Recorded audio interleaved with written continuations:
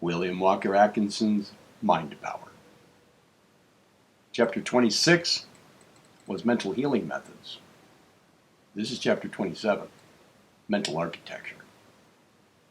Architecture means the art or science of building or construction.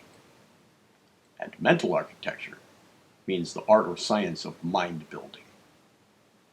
By mind building, I, of course, mean brain building. For as I have told you in a previous chapter, the brain is the machinery of the personal manifestation of mind, or the converter or transformer of the mind power. But as the word mind is generally used as synonymous with brain, in the case of individuals, I shall speak of mind building in this lesson, although I always mean brain building when I so speak. The differing manifestations of mind in the various persons with whom we come in contact is at once recognized as depending upon the character, quality, degree, and grade of their brain material. The brain is composed of a peculiar substance called plasm, or elementary living matter.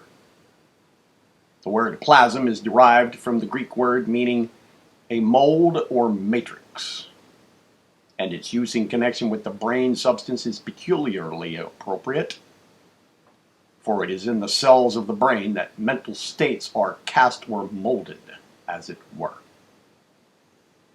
The brain is composed of an enormous number of tiny cells, which are the actual elements in the production and manifestation of thought, or mentation.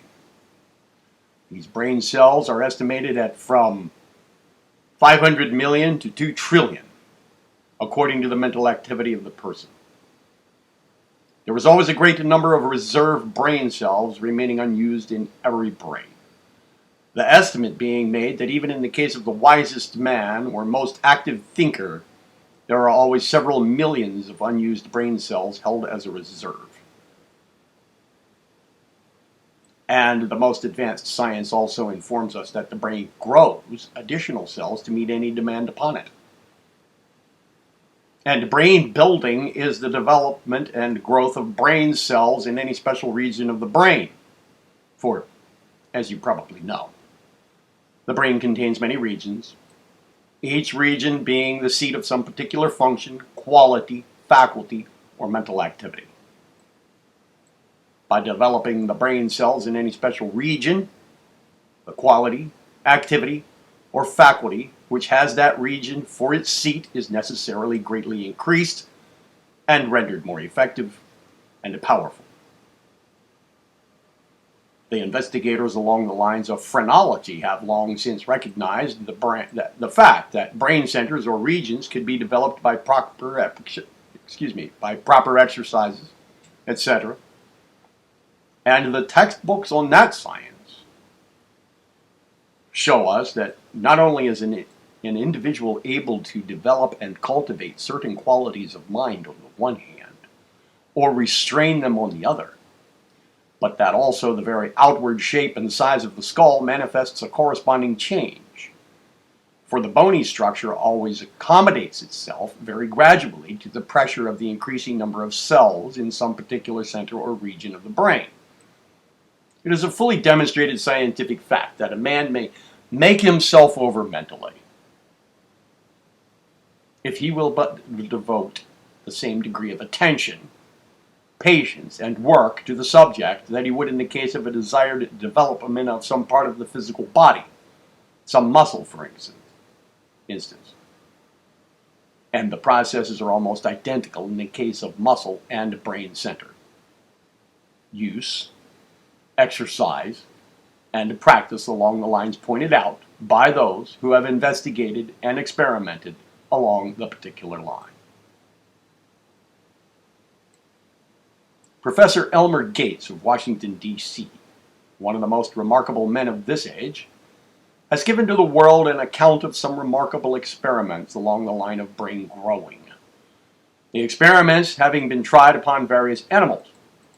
He tells us that his early experiments along this line were in the direction of training dogs to develop some one particular sense, that of seeing or hearing particularly. He would specially train a certain number of the animals according to his methods, and at the same time would keep a like number of the same animals of the same age, and so on, without any extraordinary use of the particular faculty in question. And still, a similar number without the opportunity of using that faculty at all. At the end of a certain time, he would kill some of the animals belonging to each class. And upon examining the brains of each, he made the discovery that the number of brain cells in the regions of their brains in which the sense or faculty was manifested showed a startling difference, depending upon the degree of use and exercise of the particular faculty. His specially trained animals showed a much greater number of brain cells than had ever been found in animals of the same breed and age. Professor Gates continued these experiments over a number of years and obtained some remarkable results. He specially trained the faculties of some of his dogs so that they were able to distinguish between 7 shades of red and a like number of green shades.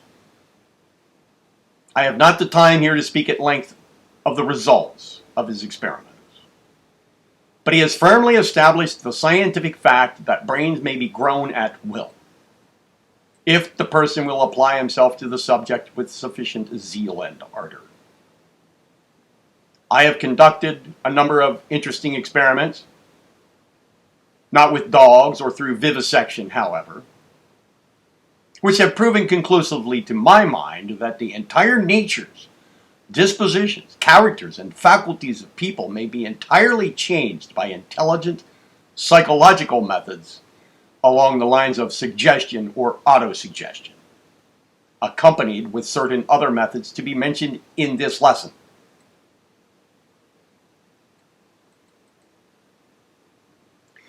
The great school of New Thought people of the various sects, cults, and associations have been doing some excellent work along these lines during the past 10 years or more.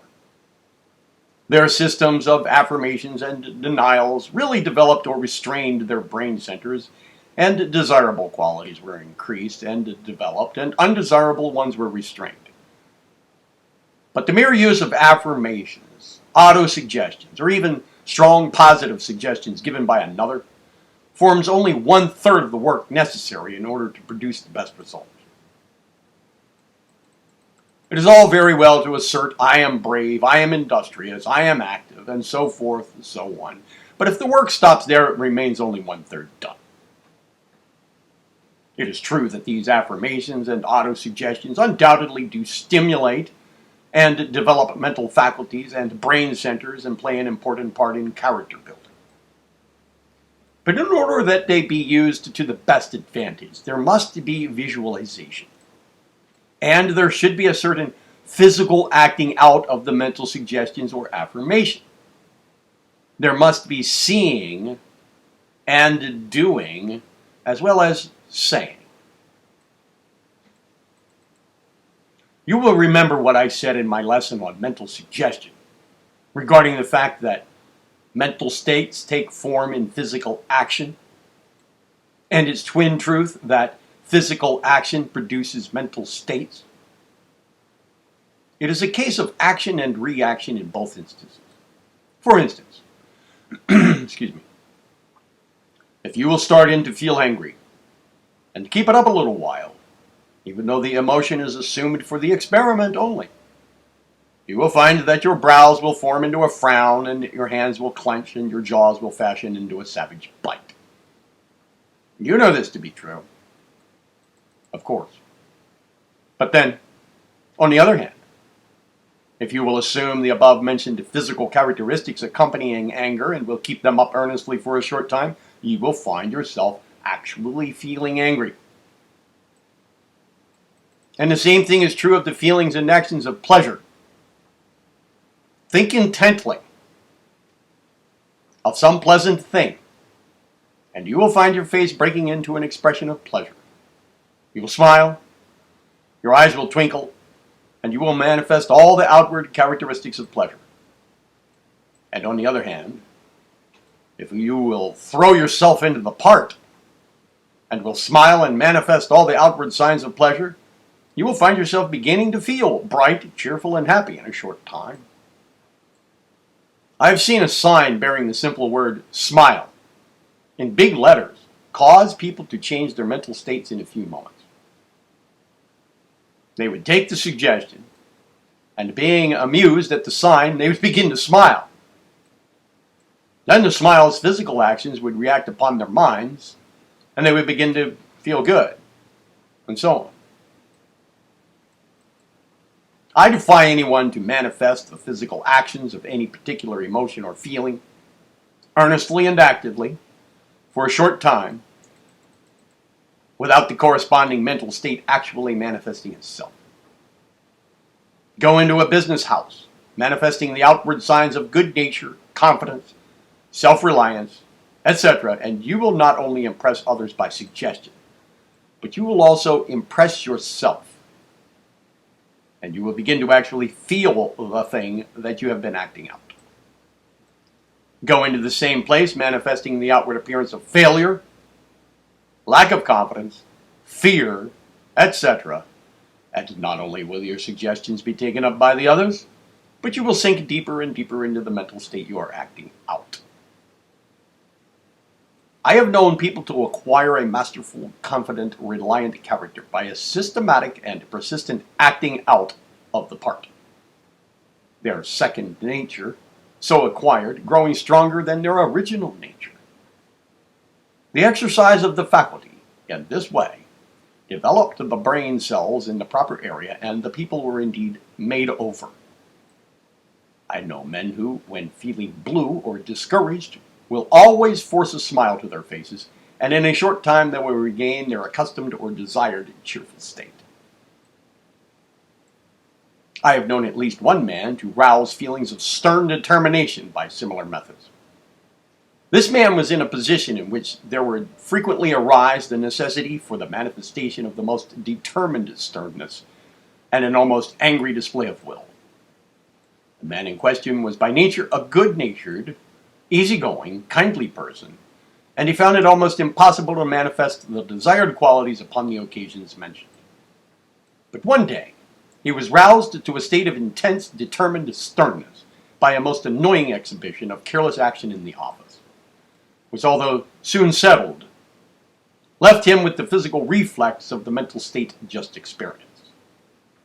Before this physical condition had passed away, there arose, unexpectedly, a case of genuine necessity for the exhibition of the stern, determined action mentioned in the first place.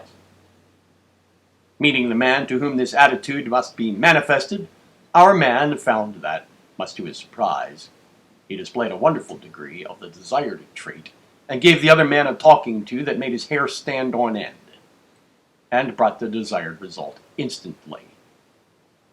No one was more surprised at this occurrence than our man. And after it was all over, he tried to figure it out, and did. He came to the conclusion that when he was manifesting the physical conditions of the mental state, it required but a trifling effort to induce the state itself. In fact, the state came almost automatically. He had discovered by accident a well-established psychological law. And he made use of it ever after.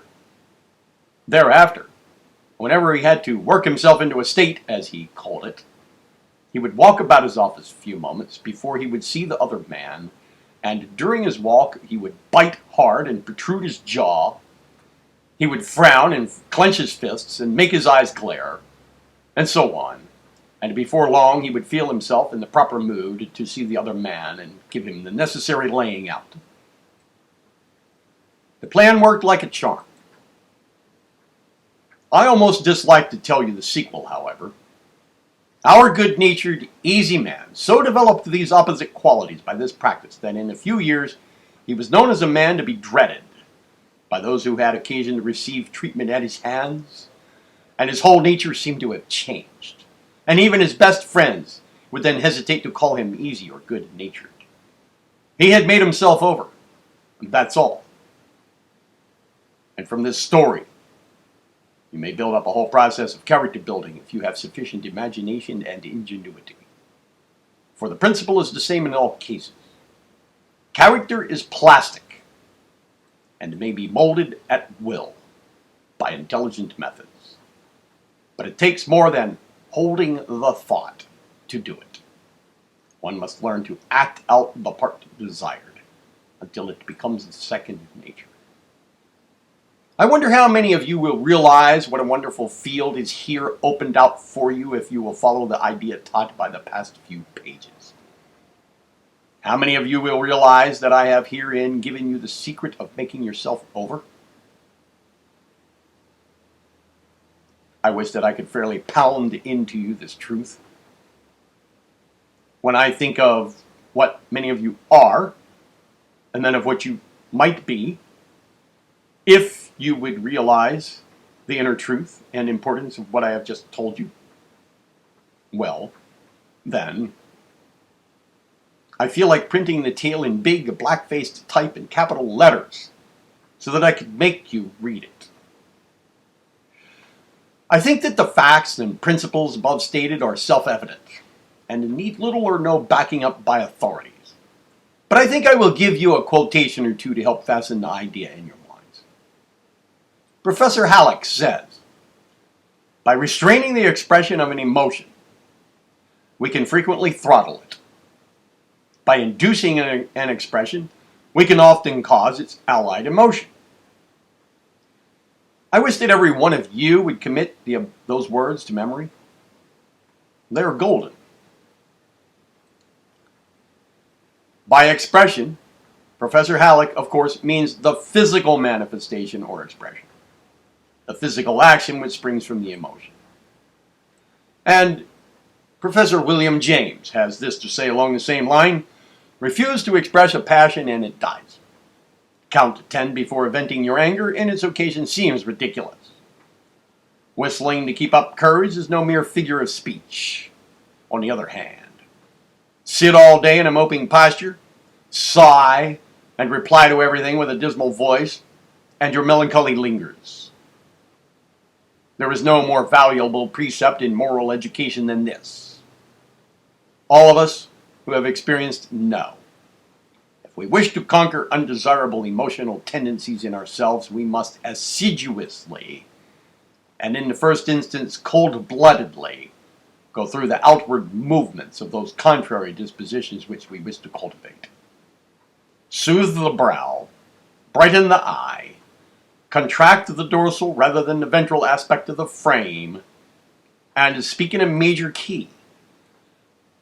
Pass the genial compliment, and your heart must indeed be frigid if it does not gradually thaw. Aren't those words fine? Read them over several times, or listen to them several times, so as to be sure to grasp their full meaning.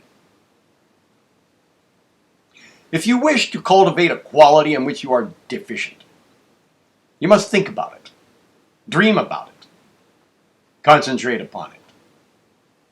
Live it out in your thoughts as a daydream or mental picture. Hold the visualized mental image of it always with you. And last, and equally as important, if not more so, act out the physical manifestations of it. Play the part out. Act your part earnestly, ardently, constantly, eagerly, steadily.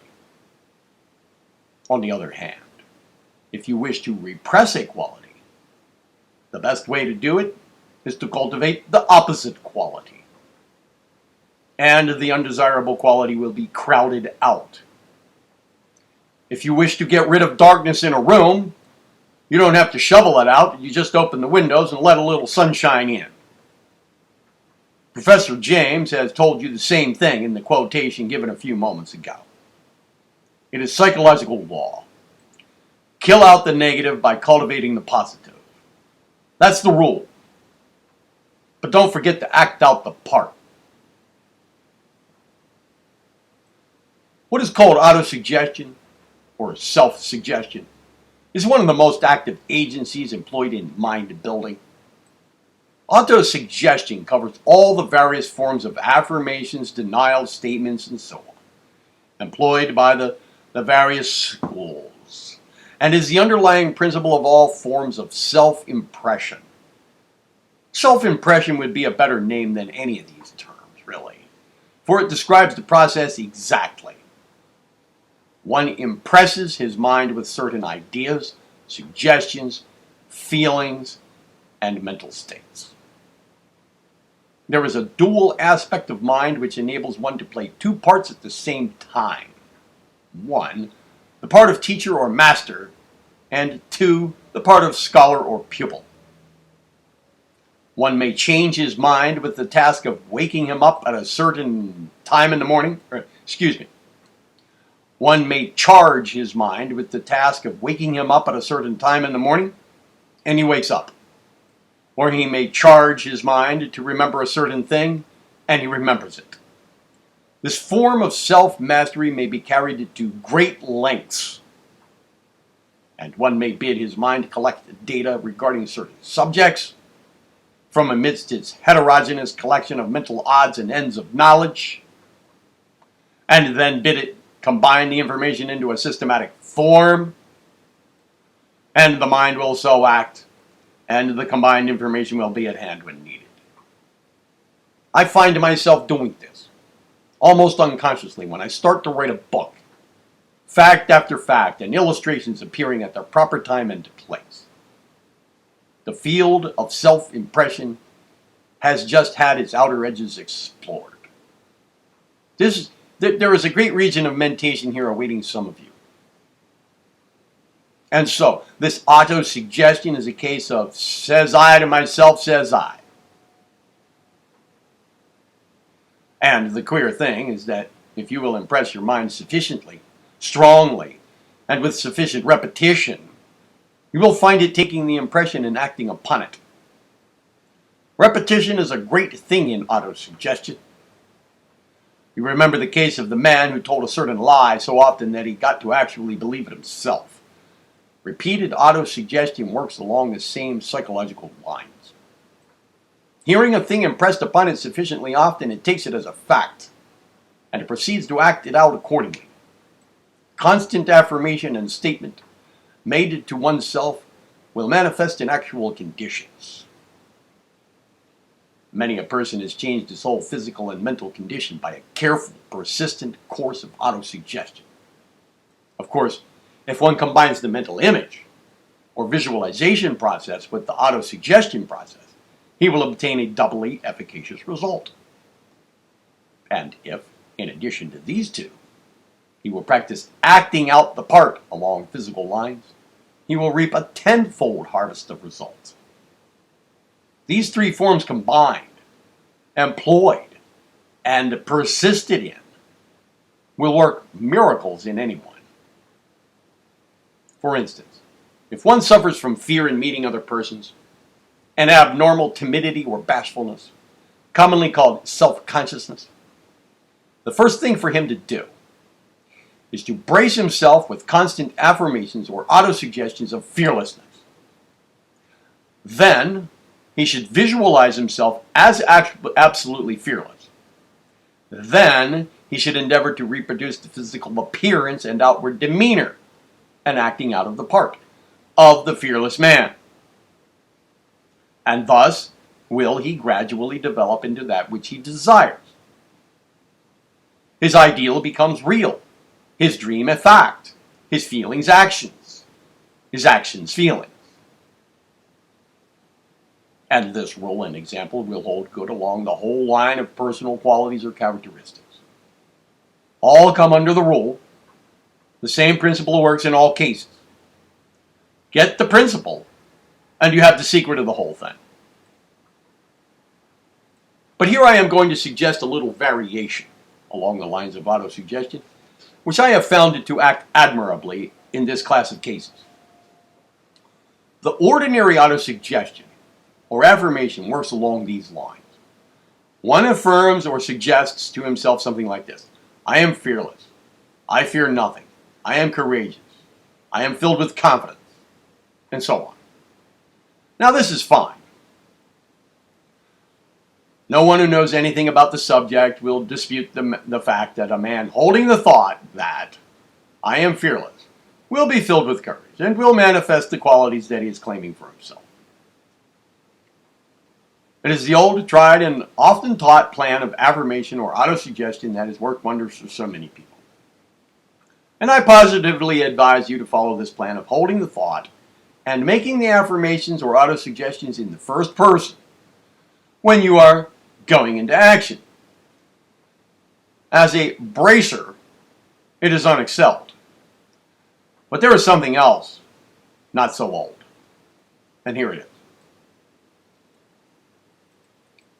You will see in the previous chapter, entitled Healing Methods, in that part devoted to self-healing, I tell you to imagine yourself as John Smith, or whatever your name may be.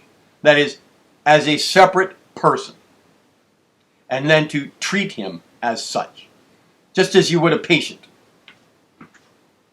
Well, this plan also works admirably in cases of character building by autosuggestion. While the I am, etc. plan is good as a bracer and when going into action. Still, this last mentioned plan of mine operates far better when it comes down to steady treatment of oneself for mental failings, weaknesses, and character building. Just try both plans yourself and see if I'm not right. But practice my plan a little until you acquire the knack before finally deciding the matter. Here is how it works in practice. Suppose you wish to cultivate fearlessness in place of the fear thought that has bothered you so much. Well, in addition to the mental image of visualization and the never-to-be-forgotten acting out the part, you wish to try autosuggestion. The old way, remember, was to claim to yourself, I am fearless, and so on. Now, my new way of treating yourself is to imagine that you are treating some other person for the same trouble. Sit down and give a regular treatment. Imagine yourself as sitting before your personality. The central mind giving a treatment to the John Smith part of you. The individual treating the personality, that is. The individual, that's you, says to the personality of John Smith, here, John Smith, you must brace up and do better. You are fearless, fearless, fearless. I tell you, you are fearless. You are courageous and bold, brave. You're confident. You're self-reliant, John Smith. You fear nothing. You are filled with strong, positive mind power. And you are going to manifest it. You're going to grow more and more positive every day. You are positive this minute. Do you hear me? Positive this very minute. You are positive, fearless, confident, and self-reliant right now. And you will grow more and more so every day. Remember now, you are positive, positive, positive, fearless, fearless, fearless, and so on. You will find that by this plan you will be able to fairly pour in the positive suggestions to the John Smith part of you. And the latter will take them with the same effect as if there were two persons instead of one. And there are two persons, according to the occult teachings, the individual and the personality. This plan will afford a welcome variation to the monotonous I am this and I am that methods which have caused so many once ardent followers of the new thought to throw up the whole matter in disgust. This wholesale I am this and I am that business has tired many a good soul who thereby let go just when in sight of attainment. To such and to all others I would say, try this new plan. Learn to actually treat yourself by this method and you will be surprised at the rapid progress you will make as compared with the old plan. But don't forget to impress upon the John Smith part of you that he must hold the mental image or visualization and that he must start right in to act out the part. Don't let him get away from this. Insist upon it. Cross-examine him about it before each treatment and hammer it into him hard.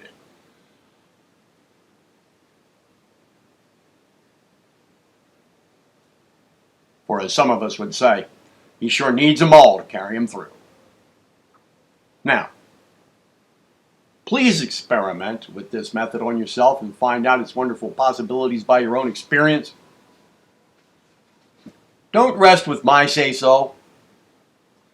Prove it to yourself. When once you have found out just what this method will do for you, you will wonder that you had never thought of it before. You will cultivate a sense of individuality which will recognize the personality as a plastic something that can be molded and shaped at your will by this treatment. And the best of all, you will learn to know that the individual is you. And you are the individual, and that the personality is merely something that belongs to you. When you have reached this stage, you will have called to your hand the forces of the great mind power and will indeed have a right to call yourself positive and an active center of power in the great ocean of mind power. And all this will have been brought about by this new plan of says I to myself, says I. Well, is it not worthwhile? Well, then start in to make yourself over as you will. Chapter 28 will be making over oneself.